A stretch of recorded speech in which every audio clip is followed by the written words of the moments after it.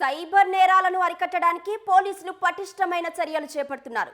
సామాజిక మాధ్యమాల ద్వారా విస్తృతంగా అవగాహన కల్పిస్తున్నారు. అయినప్పటికీ సైబర్ కేటుగాళ్ల ఆగడాలకు అడ్డుకట్టపడటం లేదు.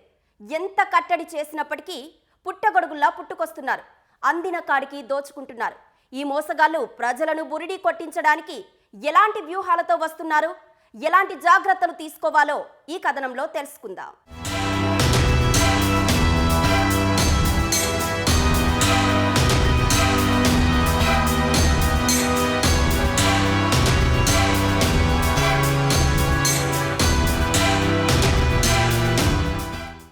సైబర్ నేరగాళ్లు ఇప్పటివరకు బ్యాంకులు, నాన్ బ్యాంకింగ్ సంస్థల పేర్లతో బోల్తా కొట్టించి డబ్బు కాజేయడం చూశాం. కానీ ఇప్పుడు మరో అడుగు ముందుకు వేసి కొత్త మోసానికి తెరలేపారు. ఇటీవల ఆర్బీఐ తీసుకువచ్చిన ఉద్గమ్ పథకాన్ని అవకాశంగా మార్చుకొని సైబర్ కేటుగాళ్లు అమాయక ప్రజలను మోసం చేస్తున్నారు. అన్క్లెయిమ్ డిపాజిట్లు కోసమంటూ వ్యక్తిగత వివరాలు సేకరిస్తూ డబ్బులు కాజేస్తున్నారు.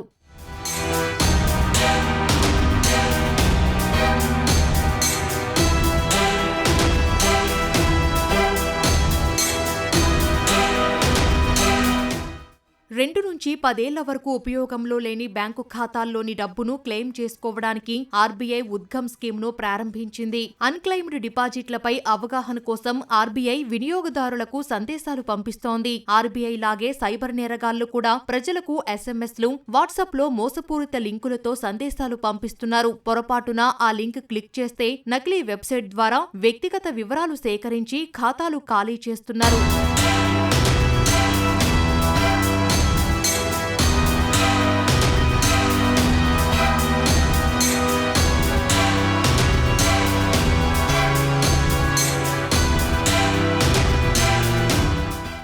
క్రెడిట్ కార్డు లావాదేవీలు అనుమానాస్పదంగా ఉన్నాయని, మరో 2 గంటల్లో మీ పేరుతో ఉండే అన్ని బ్యాంకు ఖాతాలను బ్లాక్ చేస్తామని సైబర్ నేరగాళ్లు బెదిరింపులకు దిగుతున్నారు. మరిన్ని వివరాల కోసం 9 ప్రెస్ చేయాలని వాయిస్ కాల్ వస్తోంది. పొరపాటున ప్రెస్ చేస్తే సైబర్ నేరగాళ్లు నేరుగా లైన్లోకి వచ్చి వేరువేరు కారణాలతో డబ్బులు కాజేస్తున్నారు. ఆర్బీఐ అధికారులు ఫోన్ చేసి ఇలాంటి వివరాలు సేకరించబోరనే విషయాన్ని ప్రజలు గుర్తుంచుకోవాలని సైబర్ క్రైమ్ పోలీసులు హెచ్చరిస్తున్నారు.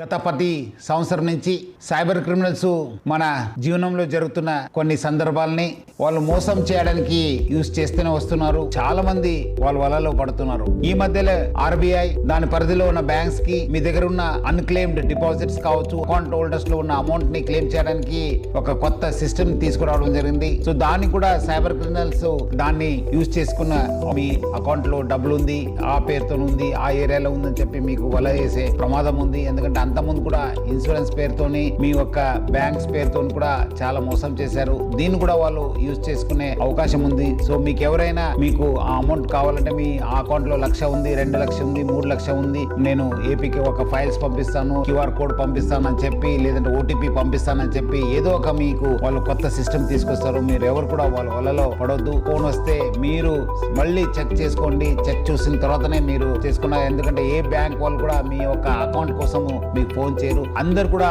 జాగ్రత్త ఉండాలని చెప్పి కోరుతున్నాను. మీ యొక్క భద్రత మా యొక్క బాధ్యత.